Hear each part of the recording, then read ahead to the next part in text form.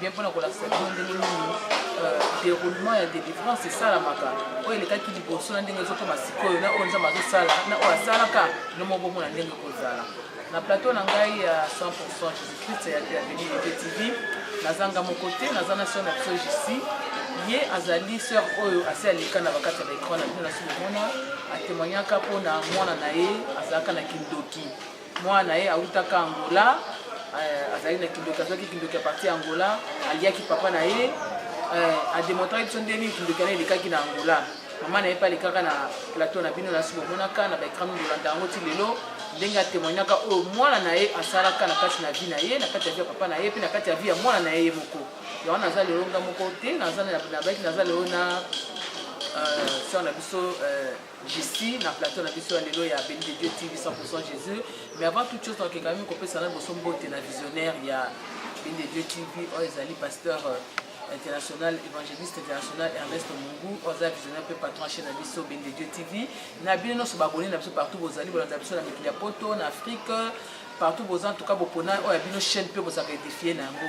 Mais comme nazanga mon côté na lobaki na plateau na biso depuis na bandai koloba tozana ici na koyamba leso na biso ici abete la biso masolo ndenge nini elekaki na kati ya vie na ye na kati ya vie ya mwana na ye na kati ya vie ya foyer na ye o bazaki na Angola alukaka ba délivrance partout na Angola alikaka na église ebele aeti ana partout mais sœur na ye a partir kaka ya Suisse à partir ya internet be yozo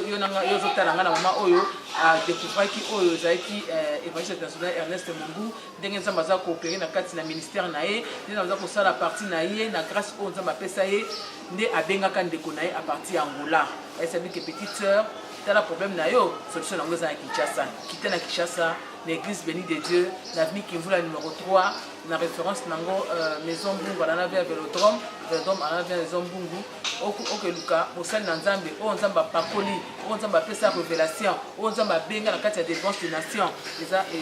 pasteur biso évangéliste international Ernest Mungu kutana ye comme ça bo solola pona o etali mwana pe okomona o Nzamba kosala o il y a ça mieux placé. Pour la conversation, il y a pasteur à travers évangéliste international Ernest Mungu à ça pour la vie à moi, on a pour la vie naïe. Donc il y a mbaye, il y a bino. Bonjour Serge ici. Bonjour à vous, remercier. Bonjour à vous, remercier papa Ernest Mungu. Na wewe asante. Ngai nazaki na mboka ya Angola na souffrir mingi. Tango mwana nga abandi kindoki tango azoyebisa ngai na bande kotia tembe eye kokoma na mama moko nga na papa na ye toye kosala discussion na longwe na ndako na sai 3 mois libanda après na 3 mois wana na bandi kobela mwana ye kolanda nga place nazalaka tikalaki na papa na ye ayebisi nga mama naza ya kindoki na olinga nalia yo me nazokoka te me bayebisi nga na boma papa mais nazokola pe koboma papa te nga na di kende bosola kana papa bino nga sikola bandi ovande pa tata mwasi na biso eye kokoma na mama moko boye na lamuki mosusu na ntongo na lamuki namoni mwana ye kobenga nga papa azobela nga nayebise nga na kokende te mpo ngai na ye déjà séparation eza ya 3 mois na tata mwasi na biso bayebi kende okende ka otala soki azobela nini ere nakeye nakuti azosanza abi na nga azokokota toilette te azosanza asali 3 jours asanzaka 4e jour aye kosala kaka noir lokwa makala toye komeme na église moto tokomi na église moko bayebi ka oyo biso tokoka te toye kokende su na église mosusu na baéglise ere tokomi na ba 15 heures akufi ntango akufi toye kozonga na ndako mwana ye kolobaka nga mutu na bomaki ye yaya ya mama kutu mutu apesanga kindoki tokende ya mama Kinshasa nda bato atindenga na boma mama me nakoki mama te tema papa makila petende na bomi papa zela na Serge ici on azokena mbango dans l'air papa azalaki kobela oyebaki te ezalaki maladi ya kindoki oyebaki teke baliaki ye nayebaki te mpo sere wana ezalaki na baladi moko banda kobenga na portugais fièvre marraine oyo bino bobenga kaka fièvre jaune te medimaki ye na mi bato bebi bazalaki kokufa yango nayebaki kaka eza yango mpo ntango mwana banda okatwa kindoki ya banda kondima te nga mpe nazala ondima te mpo tozalaki kosambela te toyebaki sinya kindoki te après sikoyo ntango toye kozonga ye moko mwana ntango basi bakondi papa nde kolobaki nga mutu na bomi papa babimisela ye nga eloko lokola joue babina fina ntango na fini après naye komona eza papa na ngai après ntango alobi bongo eye kosamba bakundi papa le même jour bakundi papa bafamille ya papa na bango basalanga desordre makasi nakoya kosiporte kozala na ndako te nakenda bamemanga na église moko boye na kasenda epa paster moko bana obenga paster nani paster Pedro ntango nakomi na église wana na scène église wana 4 jours 5e jour naye kobenga grande sœur na nga na Suisse fina nayebi se anga moye te bafamille mobali bazobundisa nga naza na église aye kotinda mbongo abiluka ndako nga nayebi se te nakoluka ndako te mpo na kao nga naza nango fana vandaka na église naye kovanda na église wana pendant 3 mois paster wana alinga ange makasi so obeti ange azosepela te koma na tama ange aye kobenga bi mama anga nakoka kozwa délivrance te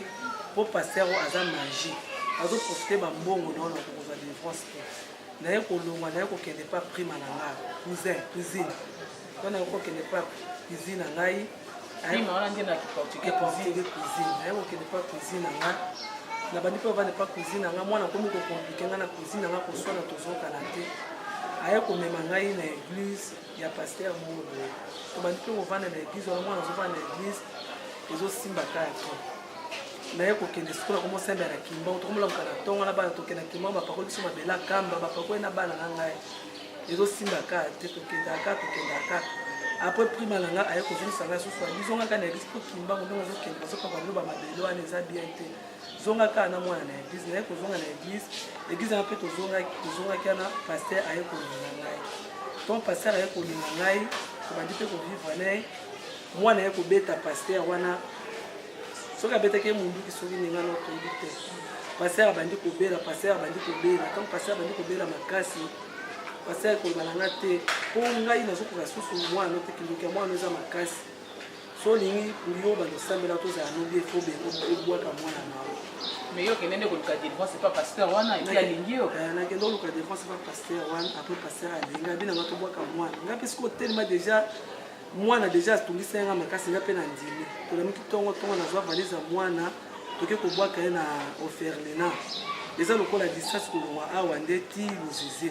aye nake kobwaka mwana kuna tokenda na ye 5 heures nayebisi mwana azelanga awa nazoya batika koselo bamikanda badocumente oyo bino bobengaka bamikanda ya bino kongwa ya badocumente wana nayebi mwana azelanga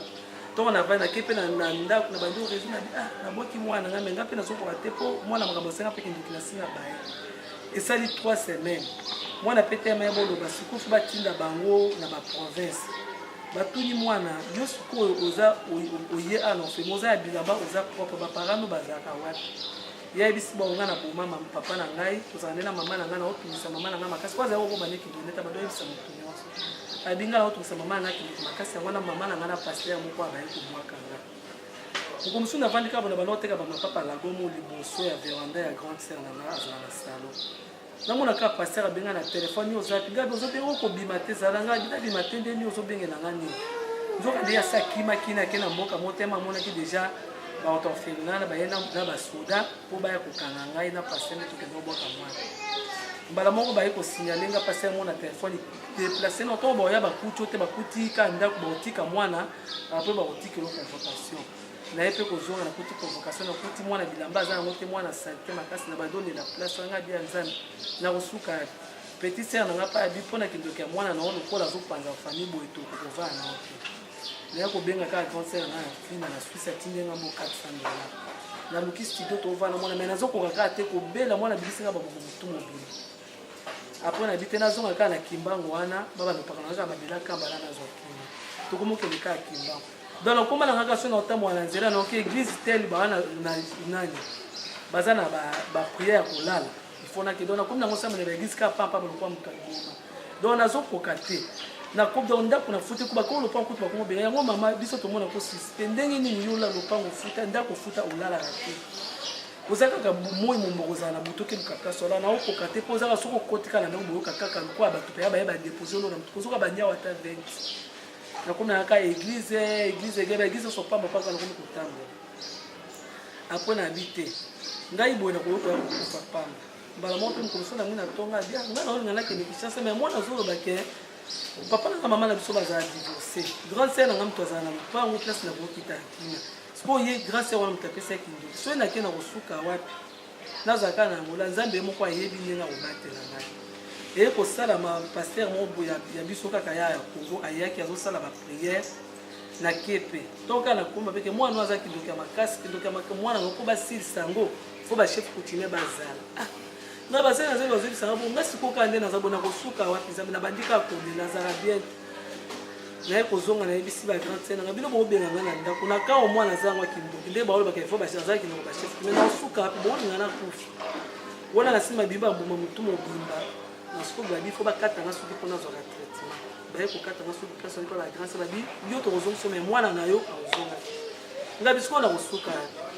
nde peka nzamba mawazalaka nzambe ya papa Ernest Mungu a partir ya poto na suki grand scène nga fina ka ndenga na ba chaîne na aye komona azosaba de France ya bato aye komona ka balikamo azosande balasana tv bina aye kobenga ngam komsuna butu abi jisi zala kimia kolela lisute nazotindela mbongo lobi mais nazobenga pasteur wana Ernest Mungu azala kitambo na avenue Kivula numéro 3 so komi kuno ko solution mwana nayo ngabi merci nzambe merci grande sœur depuis papa bano akufi depuis akufa osunganga na kolia na kolata makamyo so mena zana kimia tena lela pa nzambe nazalo kwa baninga so nazo kwa baninga mukoni bilambo zotina kolio zotina mena zaka susu bien tena kuma kama malifu pona problème na mwana loko yobi omona ki publicité ya pasteur Ernest salaka tunagi ya ezaki le 13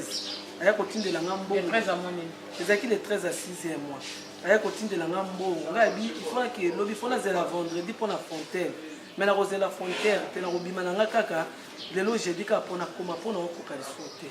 atenga ka mbongo na kepe na zwimbongo na ena bongisi bana kutu badila beza ke bebe bana kabe kabe ba voisin na bifoka na kele ngana kuta na musena nzambe ala merci pona za sosia moi donc to ekoya to mwaki le 13 wana kaka to ekokoma le 14 bakangi biso complication makasi bato nyonso kutu bazali na bamikanda te bazoleka bazofuta bongana futi mbongo 1500 dollars mais bazolingolekisanga te bazokanga nzambe nzamba papa Ernest Mungu akomona nga te nazoya mpenza mpona ye alukelanga solution akokosala priere te mpo nga na leko ezaka kindoki ya mwana nde ezokanga boepokana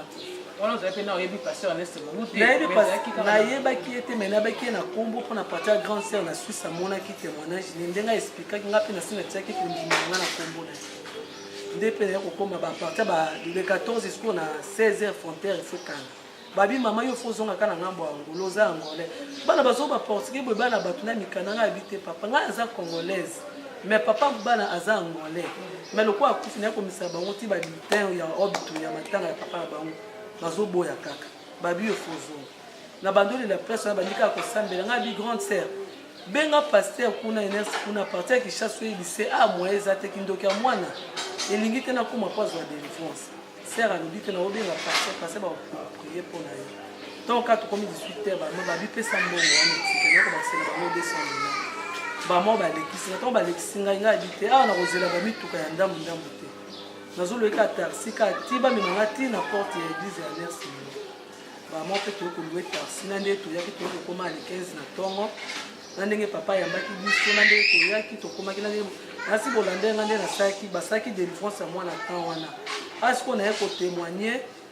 na ndenge basaki délivrance ya mwana nga na kimia na zwi na ba faire na komo sala na zaki soki na zwi 300 dollars na 10h 15h bana bando be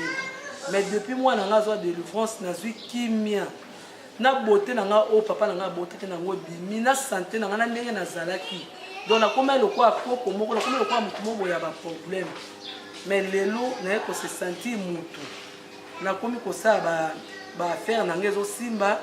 donc on nyonso na zo sala zo simba ngwa na zo remercier papa Ernest Mungu mutu nyonso aza na Luanda o aza na wapi so aza na problème ya spirituel luka papa Ernest Mungu na kitambo na avenue Kivula numéro 3 na si bomona nga na face susu ezanga penda mama Ange ona utaki Luanda na problème ya mwana kinduki ezanga lelo soki bozomona nga na bimene ya longi mosusu mpona masque de oyo balakisa nga papa Ernest Mungu na délivrance oyo asalaki nga nde bomoni nga boye yango nazokumisa nzambe na ngai soki boza na problème na Luanda et toi fala toute personne qui tâche problème na ngolo na Suisse nous c'est que vers Kinshasa si você quer o délivrance de vossas filhas vers o Kitambo o Kivula très você vai contar papa Ernest Mungu pour vous dar uma festa. Obrigado. Et vocês me conhecem quando estava aí, tinha problema do meu filho do feitiço. ficou na minha cara tipo uma feiticeira, bruxa. Agora vocês todos estão me vendo como eu saí bonito. Tudo pessoa que tem esse problema dela, do feitiço, não sei o que, vem aqui no Kinshasa. Você vai escutar o pastor Ernest Mungu. Se você quer viver a Avenida Kivu lá atrás, você vai lhe contar, você vai acabar vossos problemas tudo, de feitiço, problemas espirituais, você vai lhe contar. Obrigado. Obrigado. Nasi boyoki ndenga lobi na bino na ki portugais abanana lingala. O eza Serge ici. Nasi bo moni ba ipo mona ki imaginer là les cas qui liboso témoigner qui o eza télé. Télé zaka moni otali. Donc avant et après. Nasi bo moni suka après moi simoko vraiment délivré, moi la ça délivré pas comment délivrer ba faire nae et fungwama akoma pe na koboma pe mbongo. Ola la solo église to tika ko za fazer ba église. Nalala sina existe na koma olala kimia na koma pe akotanda betu na ngape na laye lokwa bato nyonso na susu kotambola papa mbele na zotambola te pona zwa kimia donc na koma okota na ndako na zolala nini unamona kasi na misu na ngate donc vinyo so ya des autres na te donc na koma omona ka nzambi donc na koma olala na kimia nyonso. Merci beaucoup maman Jessie. Bala merci beaucoup koyoka moko. O eza télé a témoigner vie na ye. Oh, c'est réel. Si c'est une défense qui est réelle, qui n'est pas vraiment fondée, c'est réel. Momonaka, Alobaka, Velope Soussou, Alexis Nango Dengezali. Bolandaka, Ndiana Bakeza, BDG TV, 100% Jésus-Christ. Donc là, maman a témoigné qui, Torolukape Moana, moi a témoigné, ça biso et l'on est l'équipe après délivrance naïe. Oh, c'est qui avant, na après, tout quand Dengen Zambakoba, pour la moana. La prochaine numéro, na sur Mokozo Moana, Alobanavino, Oyo, et comme la Binaïe. Pour le moment en tout cas, tokomi na suka émission na biso na kusa kaka merci nanga na bino babonné na biso bokona BNDG TV 100% Jésus et puis na visionnaire pe patron ya chaîne na biso BNDG TV évangéliste Ernest Mungu banimero eza na sebo benga pona contact boya pe obaza na kisa na avenue qui veut numéro 3 na Kitambo na référence nango maison Mbungo na vers Velotome.